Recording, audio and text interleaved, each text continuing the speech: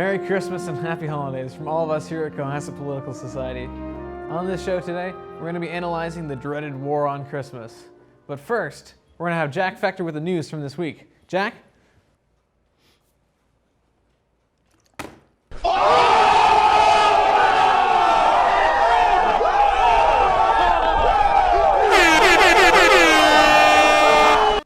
Hello, I'm Jack Fector, and this is The Show. Today I'll be talking about Aleppo. Wait, what is Aleppo? Oh, okay, it's in Syria. All right, anyway, today I'll be talking about Aleppo, Germany, Russia, and the holidays. It has been a bad week for people practicing Islam. Firstly, Aleppo is back on track with a shaky ceasefire after the original agreement was repeatedly broken. Furthermore, Angela Merkel wants to ban the burqa in Germany completely. She stated officially, "The full veil must be banned wherever legally possible. Showing your face is part of our way of life." Aside from this, Vladimir Putin has been repeatedly denying that Russia has direct involvement into the United States election. I'm still confused how people can think Russia have hacked voting machines if they aren't connected to Wi-Fi in literally any way. The only way that Russia could have rigged the United States election is if they didn't release articles on WikiLeaks about Trump like they did about Hillary. But in my opinion, this wouldn't even have affected the election because the majority of Trump supporters don't even read the news or care whether or not it's real. They just accept it at like completely face value. Like Trump, any sort of publicity made his poll numbers go up. Like he could have gone on the radio, looked into the camera and said, "Vote for Hillary Clinton," and his numbers would have gone up. Like it doesn't make any sense. America at this point is so weird. The entire fake news scandal, it just proves that the majority of Americans aren't even educated enough to decide like what news is real, what news is fake. Like, if you make it subjective, it just becomes propaganda. Like according to New York Daily News, when polled, and I quote, 41% of Republican voters were extremely in favor of bombing Agrabah. Agrabah is the city that Aladdin lives in the movie Aladdin. It's not real, and it involves a genie. People are so fed up with Muslims at this point that they want to bomb anything that sounds even remotely Islamic or like tear apart anything that sounds like it would be detrimental to them in like a religious way. This brings me to the war on Christmas. Like, the war on Christmas just makes no sense. Personally, I don't think it's a real thing. Like, people feel oppressed because Starbucks made the cup green instead of red. That's literally just as dumb as feeling oppressed when the sky like is gray instead of blue. It just, like they argue for Christmas, but they don't even know what the conditions are like within Santa's workshop. Like, are the elves even allowed to unionize? We don't know. Like, is there free labor? No idea. I think that this holiday season, we should fix every single problem in the world just by telling people to be educated and just be smart and look at both sides of an argument. Like, if you're wishing for world peace, just please know that Agrabah isn't real. Please understand that climate change is real and do your research. If you see anything on literally any news site, please look it up to make sure it's valid. But don't look it up on your grandparents' Facebook. Use actual news sources. Lastly, you need to fully understand that Harambe is and always was the savior of our generation. As always, this has been The Show, and rip in peace Harambe, you were a real one. Thank you. Okay, thanks, Jack. Now, we're going to have a very special guest on our next segment, whose name you may be familiar with. His name is Santa Claus, and he's going to be interviewed by our very own Matthew Dickey. Matthew. Thank you very much for that introduction, Amby. So today we at the Cohassets Political Society are going to be interviewing a man who is very busy this time of year and has been very awesome to take off time to speak to us. I'm sure most of you know who he is. His name is Santa Claus, and we're going to be calling in to him up at the North Pole. Santa, can you hear me? Hello, North Pole, Santa speaking. Hey, Santa, how are you? I'm doing well. Hello, Dickie. And Merry Christmas. Merry Christmas to you, Santa. Okay, so let's jump right into this interview. Could you describe your point of view on what the war on Christmas essentially means? Yes, the war on Christmas. I've heard this one quite a lot. You see, Dickie, these Wall Street bankers want to take away my holiday. They want to make us all liberals and such. They want us to work together and such and such. They want to take away Christmas. They don't want Christmas trees in airports anymore, or candy canes in malls. Okay, so I think for a lot of people, when they hear the term war on Christmas, they think of people saying happy holidays instead of saying Merry Christmas. Would you categorize that act as a war on Christmas? Oh, yes, I would, Dickie. You see, the problem is, when people say happy holidays instead of Merry Christmas, they're undermining our Christian values. You see, as a Christian, Santa loves Jesus. And what did Jesus do? He gave. So what does Santa do every Christmas? He gives to all the good little boys and girls. And by saying happy holidays, you're undermining Santa's work. Okay, so many people who disagree with the idea that there's a war on Christmas might say that the term happy holidays also refers to New Year's, which is a holiday around the same time that is included in the term happy holidays, which is not a religious holiday or does not favor one religion over the other. Would you agree with this stance, or what would you have to say to those people? Well, you see, Dickie, the problem here is Christmas and New Year's are a few days apart. In fact, they're about 6 days apart by Santa's count. So you have 6 days to say Happy New Year's, and the rest to say Merry Christmas. Okay. So a lot of people, when they think of the war on Christmas, they might think of a left versus right or a partisan issue. Would you say this is correct, even though 83% of the United States identifies as Christian, including both left-leaning and right-leaning people? Of course I would. See, you don't see Santa attacking Hanukkah, saying that they shouldn't say Happy Hanukkah on their 8 days, mind you. Santa says, if you don't like Christmas, don't celebrate, but then Santa will not come to your house. Simple as that. Okay, so then you don't think that people celebrating Hanukkah is an attack on Christmas, or people respecting people celebrating Hanukkah as an attack on Christmas? It's not celebrating that's the issue. It's them saying we can't say these things. For instance, did you know Starbucks was forced to take a Christmas tree off their cup because it wasn't friendly to all of the other holidays?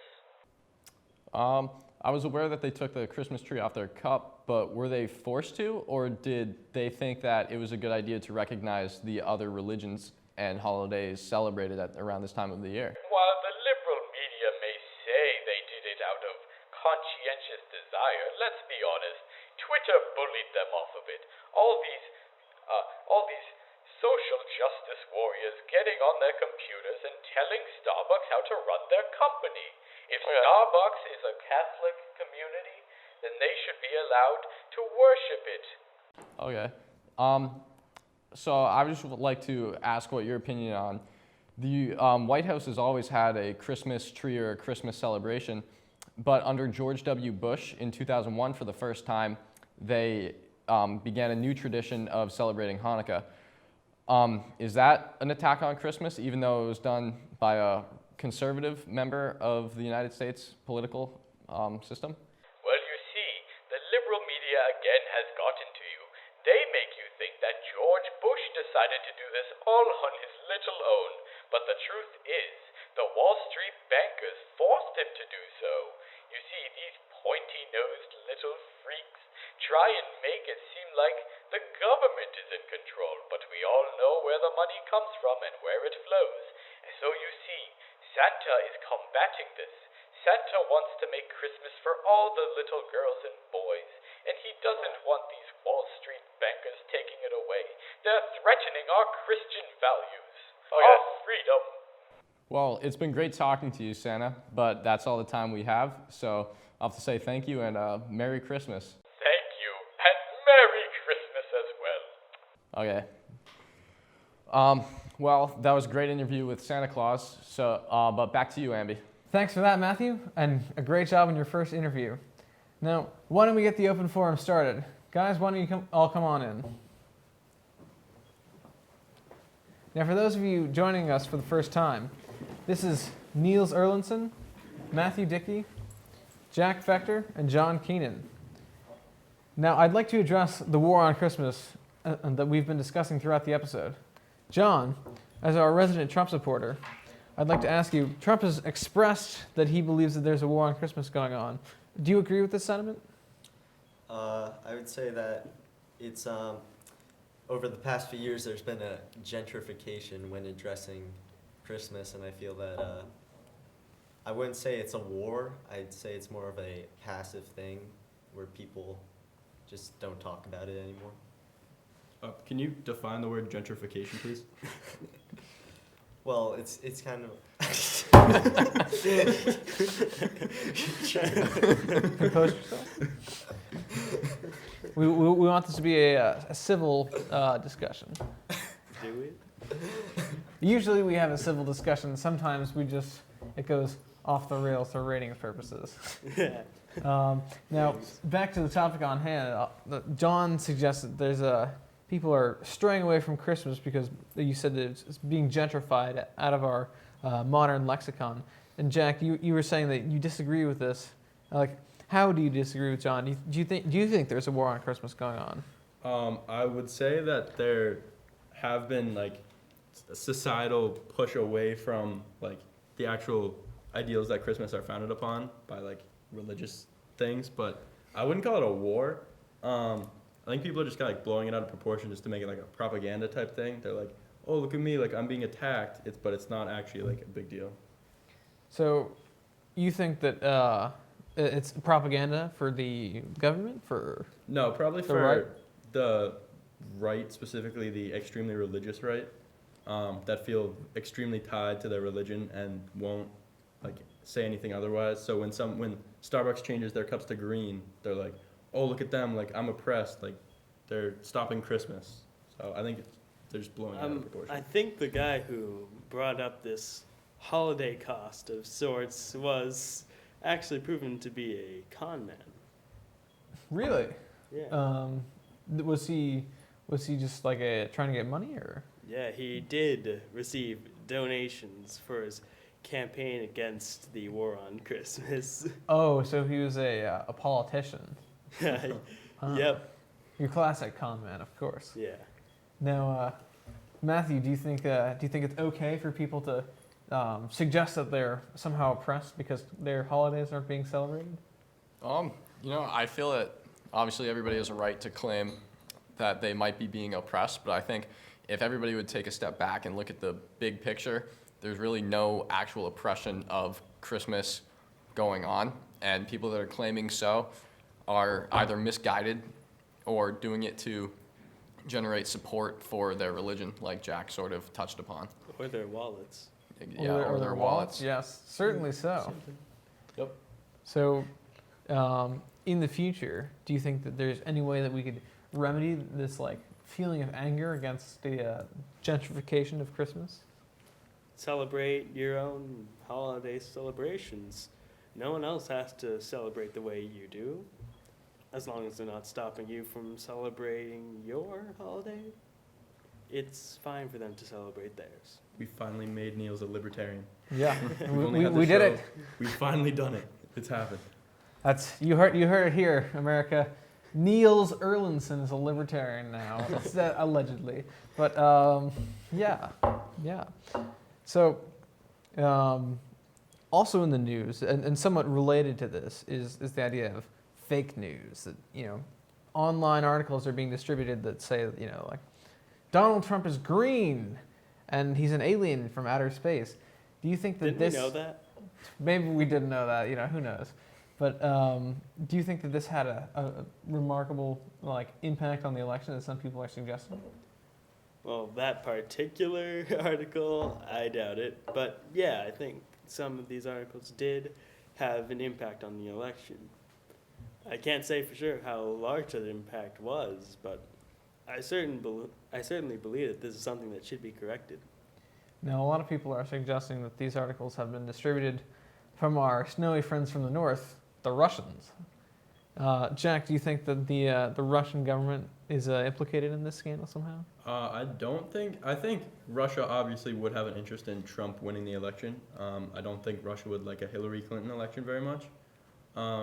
But personally, I don't think that they would directly involve themselves in like spreading fake news because I don't think that's the most effective way to rig an election. Especially when they have Hillary's unsecured emails to get real damning news. Yeah, exactly. Oof. And like any sort of publicity that Trump had during the election process was like helping him. Like any sort of bad publicity, like his numbers would still go up. So.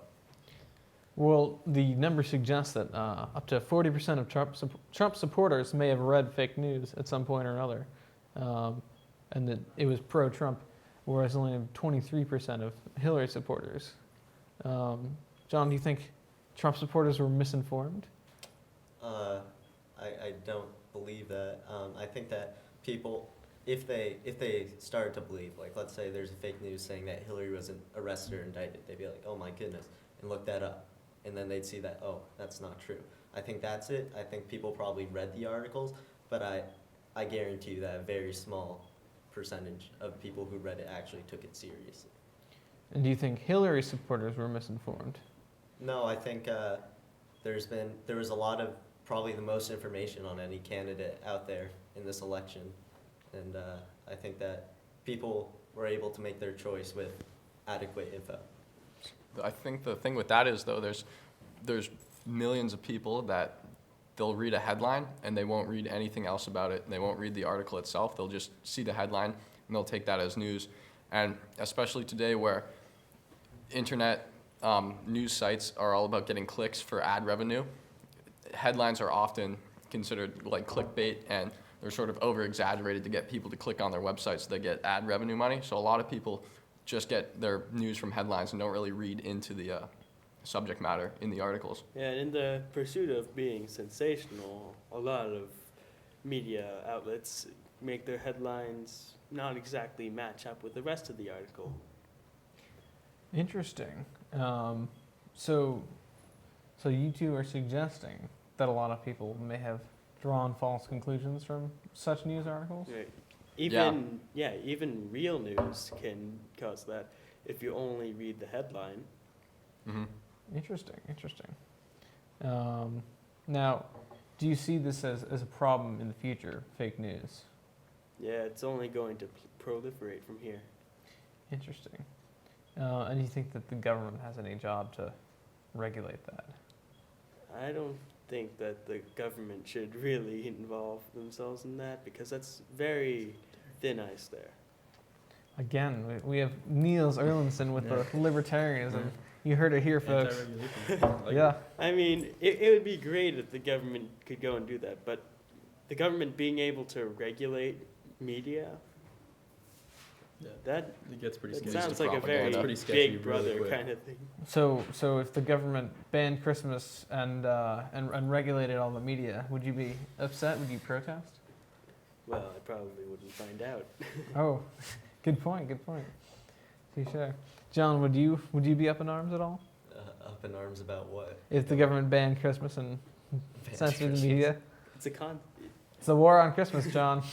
yeah. It's If- focal point of our fighting I'm argument. just against gonna you. ignore that war on Christmas, but if the government did anything to censor news, even if it was fake, I would that would raise some red flags for me, because they could just say anything is fake news, and then yeah. Yeah, I think when you. Oh, sorry. Oh no.